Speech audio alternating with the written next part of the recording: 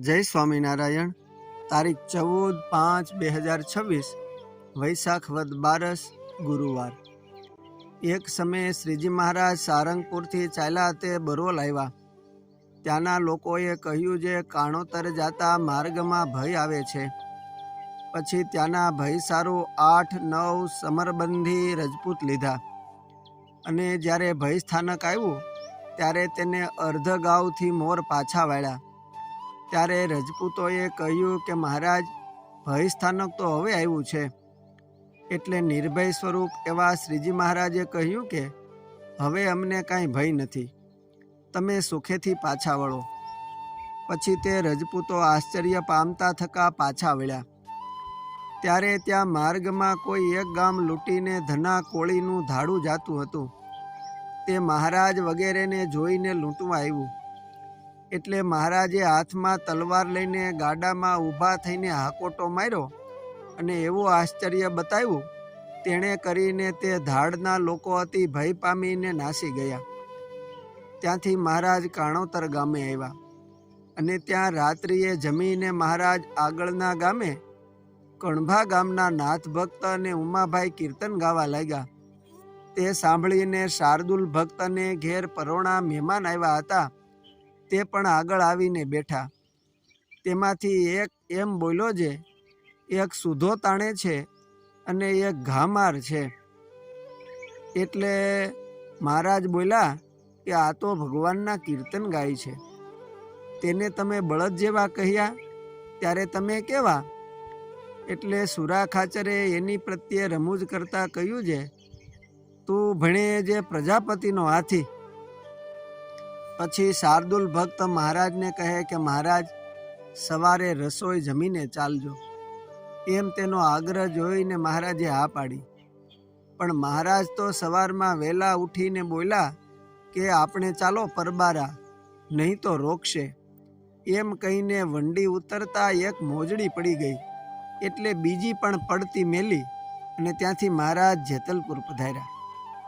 ત્યાં ગઢડેથી આવીને નાજા જોગિયાએ મહારાજને કહ્યું કે મહારાજ, બાઈઓએ તો અન્ન મેલી દીધા છે અને એમ કહ્યું છે કે જો મહારાજને દયા આવતી હોય તો અમને દર્શન દેવા વહેલા પધારે, નહીં તો 4 હાથના દોરડા લઈ મેલજો, એટલે ગળા ફાંસો ખાઈને મરીએ। તે સાંભળીને મહારાજ ગઢડા પધાર્યા અને ત્યાં સર્વને જમાડીને શાંતિ પમાડી। અસ્તુ જય સ્વામિનારાયણ। સદગુરુ શ્રી નિર્ગુણદાસજી સ્વામીની વાતો, વાત 412 માંથી।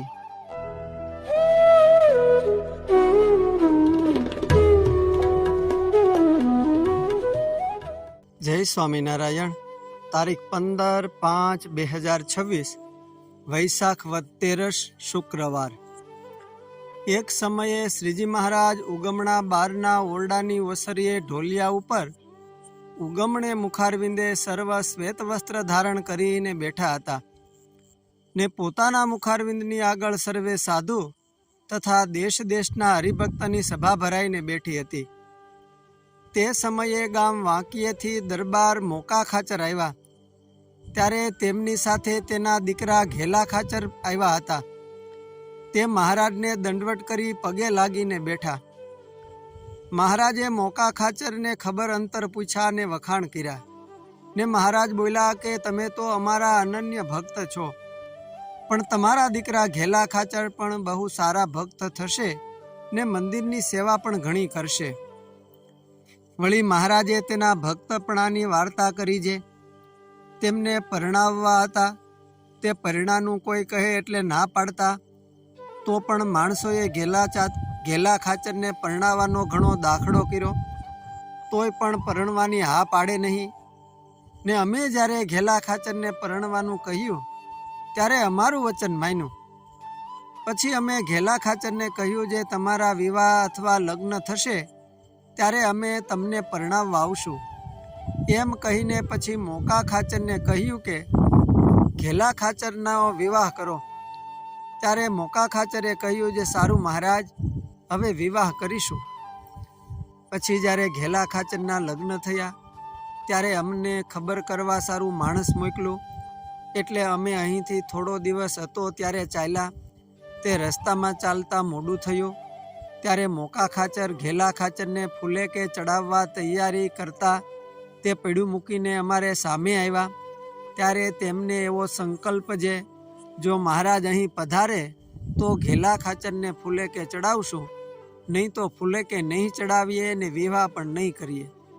તેમજ ઘેલા ખાચરને પણ એમ જ દ્રઢ વિચાર છે, મહારાજ વિવાહમાં પધારશે તો પરણવું છે, નહીં તો લગ્ન અળસાવી નાખવા. એટલામાં અમે ત્યાં રાત 6 ઘડી ગઈ ત્યારે પહોંચ્યા. ત્યારે મોકા ખાચરે તથા ઘેલા ખાચરે અમને કહ્યું છે, મહારાજ તમે પધાર્યા ન હોત તો અમારે વિવાહ કરવાનું લાખ વાતે પણ નહોતું.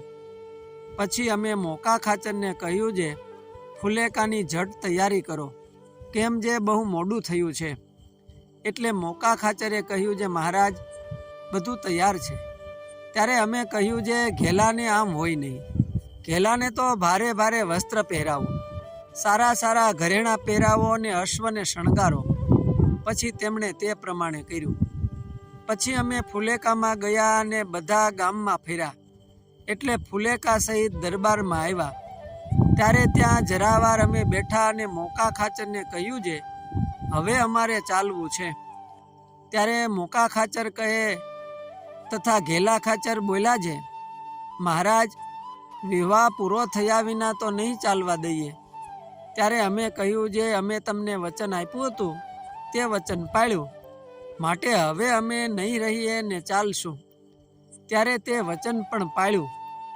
એટલે એમના ઉપર અમારો બહુ રાજીપો થયો. પછી અમે ત્યાંથી ચાલ્યા ત્યારે અમારી ભેળા તે પણ તૈયાર થયા. એટલે તેમને માંડ માંડ પાછા વાળ્યા ને પછી અમે ગઢપુર આવ્યા. એ રીતે અમને બહુ એમણે રાજી કર્યા છે.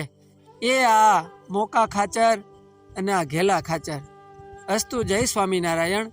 સદગુરુ ગોપાળાનંદ સ્વામી કૃત મહારાજની લીલા 34 માંથી.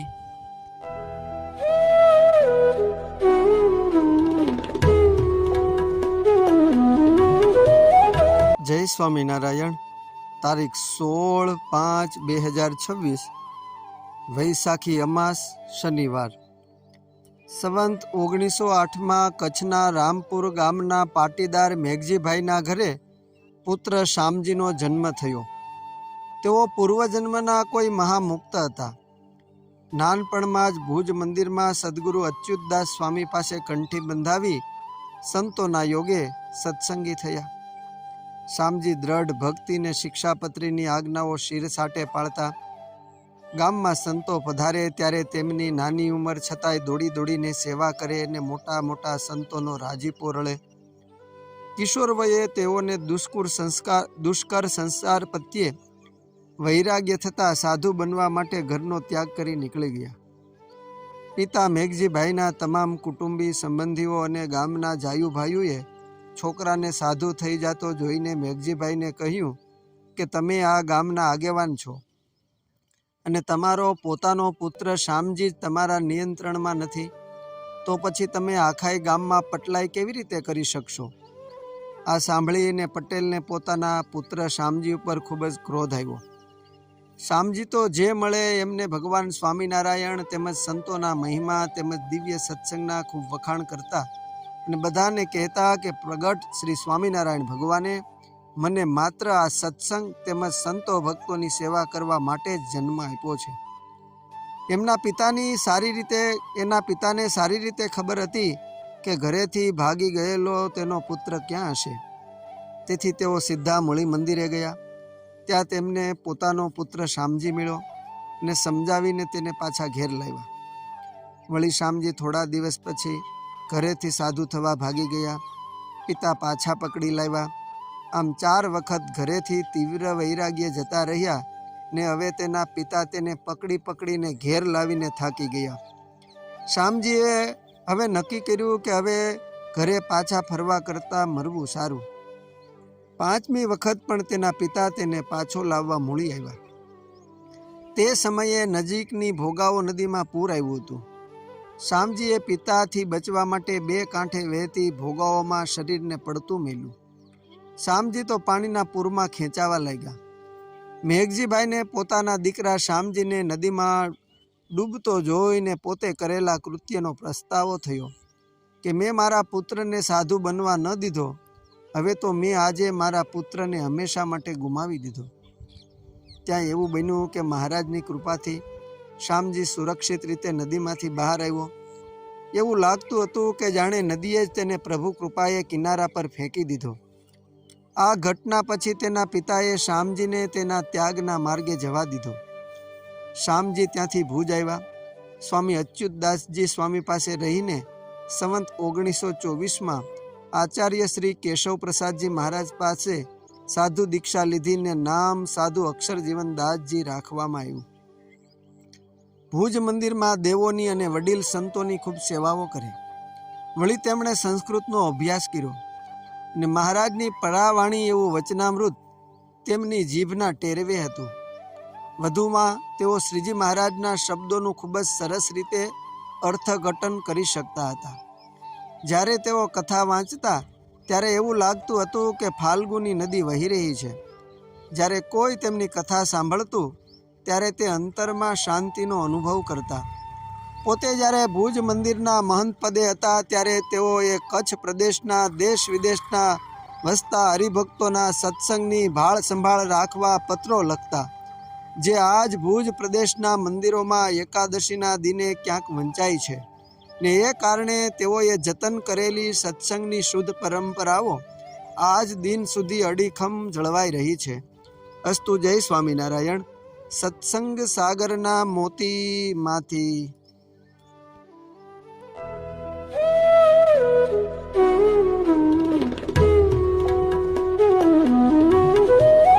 જય સ્વામિનારાયણ. તારીખ 17/5/2026 અધિક જેઠ સુદ પડવો રવિવાર. એકવાર શ્રીજી મહારાજે સાધુના 2 મંડળ કર્યા.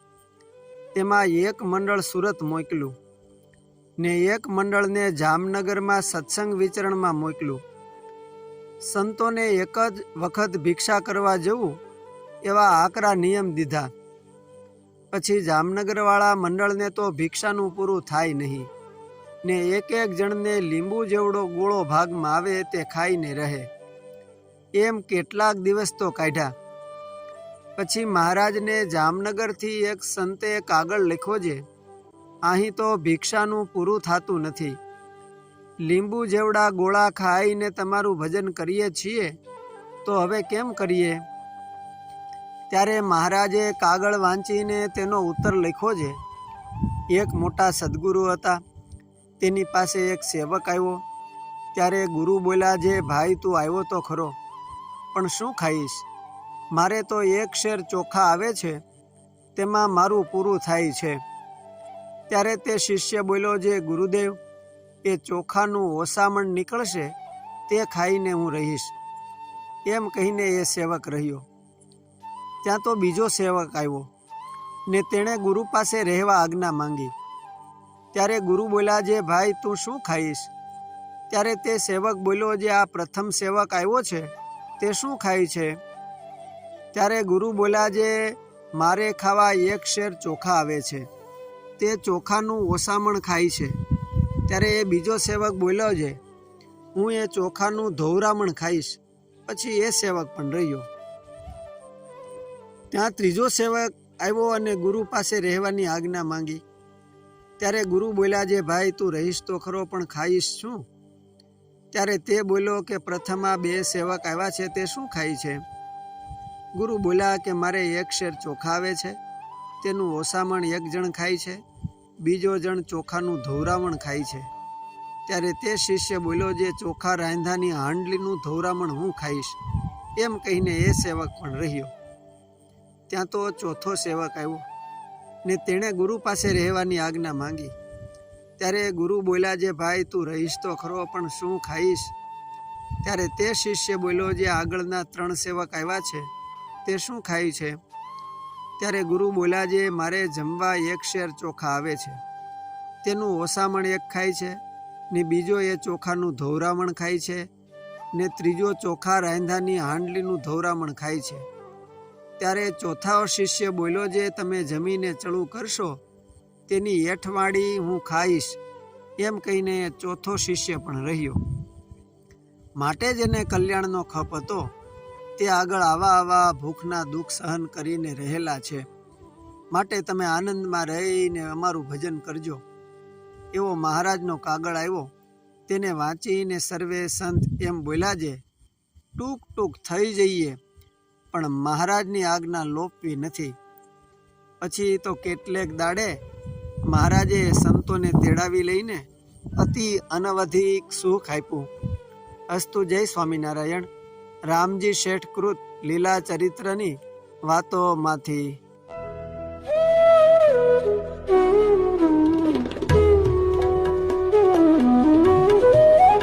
જય સ્વામિનારાયણ.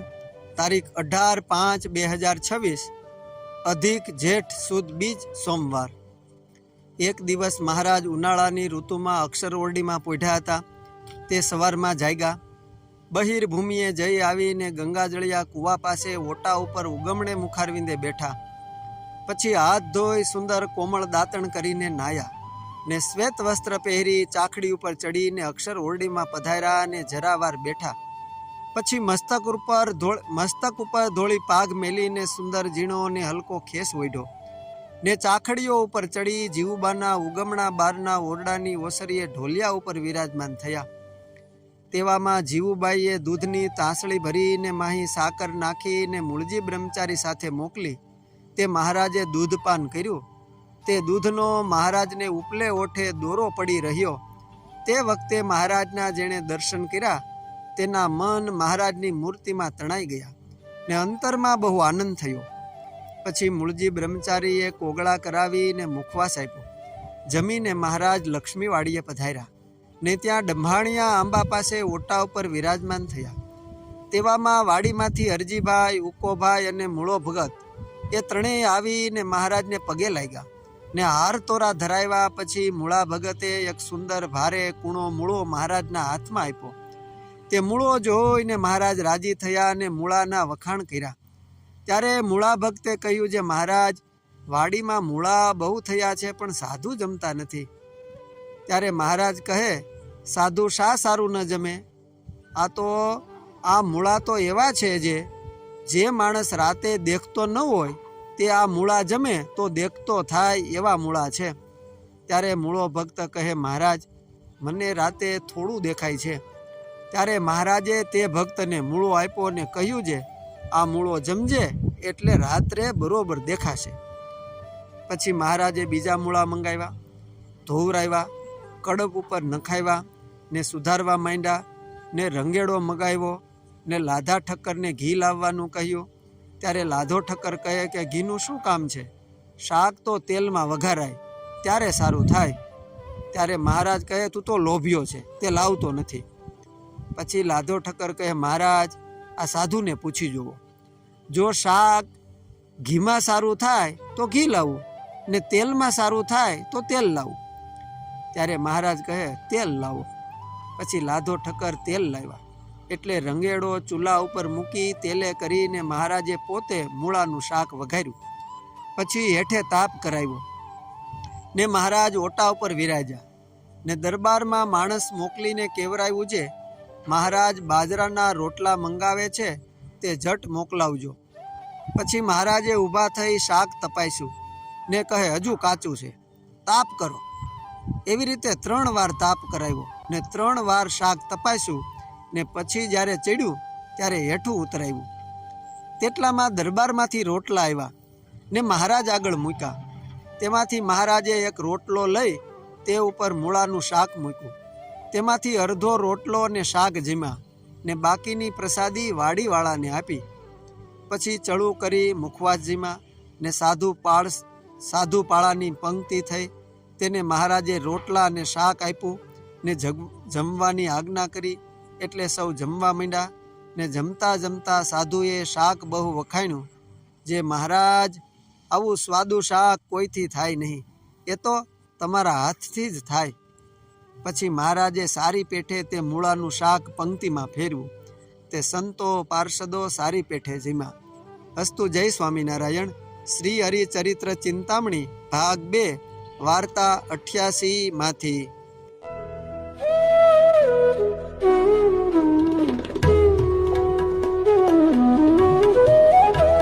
સ્વામિનારાયણ. તારીખ 19/5/2026 અધિક જેઠ સુદ 30 મંગળવાર. વડોદરામાં સદગુરુ મુક્તાનંદ સ્વામી શાસ્ત્રાર્થ જીતા ને મહારાજા સયાજી રાવના ખાસ આગ્રહભર્યા આમંત્રણે ભગવાન શ્રીહરિ વડોદરા પધાર્યા. ભવ્ય દિવ્ય શોભાયાત્રા થઈ ને મહારાજા સયાજી રાવે હાથી પર સોનાની અંબાડીએ પ્રભુને પધરાવીને રાજભવનમાં ધામધૂમથી પધરામણી કરીને પૂજન કરીને સૌ સંતો ભક્તો દરબારોને હેતથી જમાડ્યા. સૌ કોઈને દર્શનદાન આપીને ભગવાન શ્રીહરિ પાછા પધારવાની તૈયારી કરે છે. એ વખતે વડોદરાના મહારાજાએ પ્રભુના દર્શને સર્વે લોકોએ આવવું એવો ઢંઢેરો શહેરમાં તથા ફરતા ગામોમાં પીટાવી જાહેર કર્યું.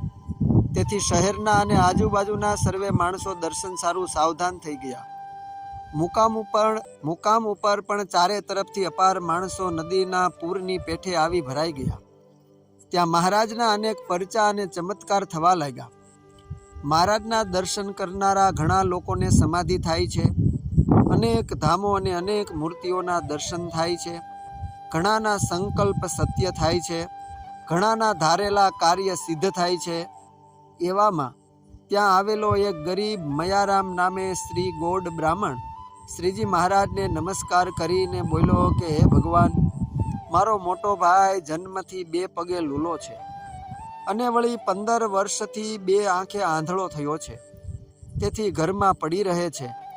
તેને હું જ્યાં ત્યાં ભિક્ષાવૃત્તિ કરી પોષણ કરું છું. તેણે ખબર જાણી કે સાક્ષાત પરમેશ્વર સ્વામિનારાયણ ભગવાન અહીં વડોદરામાં પધાર્યા છે. તેમના દર્શન બધું જગત કરે છે, પણ હું પાપી અભાગ્યો રહી ગયો છું. માટે મને તેણે કહ્યું કે ભાઈ, તું જઈને એ સ્વામિનારાયણ ભગવાનની પ્રાર્થના કરજે. જો એ ભગવાન સ્વામિનારાયણ ભગવાન હશે તો મને દર્શન આપીને પાવન કરશે. તે મયારામ વિપ્રની વાત સાંભળી મહાકૃપાળુ શ્રીજી મહારાજે પ્રસન્નપણે પોતાના હાથમાં એક ચંપાનું ફૂલ હતું તે સભામાં ઊંચું ફેંક્યું કે ત્યાં જ અદૃશ્ય થઈ ગયું. અને પછી તરત જ બોલ્યા કે જુઓ, પેલો છે. માણસોની ભીડમાં ઊભા રહીને દર્શન કરે છે તે તમારા ભાઈ હોય તો ઓળખો. ત્યારે તે મયારામે પાછા વળીને સામું જોયું. ત્યાં તો તેને ઓળખીને અતિ આનંદમાં બોલ્યો કે હા પ્રભુ, એ જ મારો ભાઈ. ઓ ભગવાન, ઓ પરમેશ્વર, ઓ સ્વામિનારાયણ, આપે એક ક્ષણમાં શો અદ્ભુત ચમત્કાર કર્યો. ઓ ભાઈ, આ શી રીતે થયું તે કહો. પછી મયારામનો ભાઈ બોલ્યો જે અરે ભાઈઓ, મને કાંઈ ખબર નથી. તમે મારી પાસેથી ગયા કે થોડી વાર પછી મારા ઉપર આ ચંપાનું પુષ્પ પડ્યું. મારા હાથમાં મેં લીધું અને આ ફૂલ જ જાણે સ્વામિનારાયણ ભગવાન હોય એમ એના સ્પર્શથી જ હવે મારી 2 આંખોએ ચોખ્ખું દેખાય છે. પગે પણ દર્દ મટી જઈ સારી પેઠે ચલાય તેવું થઈ ગયું. એ રીતે મને આ પુષ્પથી સર્વ વાતે સુખ થઈ ગયું. આ ચંપાના ફૂલના પ્રતાપથી જ હું અતિ પાવન થઈ અને અહીં આવીને ઊભો છું. પણ શી રીતે આવ્યો તેની મને ખબર નથી. આ સભામાં ઊંચા સિંહાસન ઉપર સાક્ષાત શ્રી સ્વામિનારાયણ ભગવાન વિરાજમાન છે. તેમના હું દર્શન કરું છું. આ ચમત્કારી ફૂલમાં એ સ્વામિનારાયણ ભગવાનનું જ દૈવત મને જણાય છે. અને આ સર્વે સભામાં બેઠા છે તે સર્વે મુક્તમાં અપાર ઐશ્વર્ય જણાય છે. એમ કહી અતિશય આનંદ પામીને સોમેશ્વર તથા મયારામ એ 2 ભાઈઓ હાથ જોડીને મહારાજની ઘણી સ્તુતિ કરવા લાગ્યા. પછી વર્તમાન લઈને સારા ઉત્તમ સત્સંગી થયા. તેમને 2 ભાઈને મહારાજે 2 ખોબા ભરીને રૂપિયાની દક્ષિણા આપી. પછી તે ચંપાના પુષ્પના અને દક્ષિણામાં મળેલા રૂપિયા એ બંને ભાઈઓ પૂજામાં દર્શન કરતા. તેથી વ્યવહારે પણ ખૂબ સુખી થયા. અસ્તુ. જય સ્વામિનારાયણ. સર્વ અવતારી શ્રી સ્વામિનારાયણ ભગવાનના દિવ્ય અલૌકિક ચરિત્રોમાંથી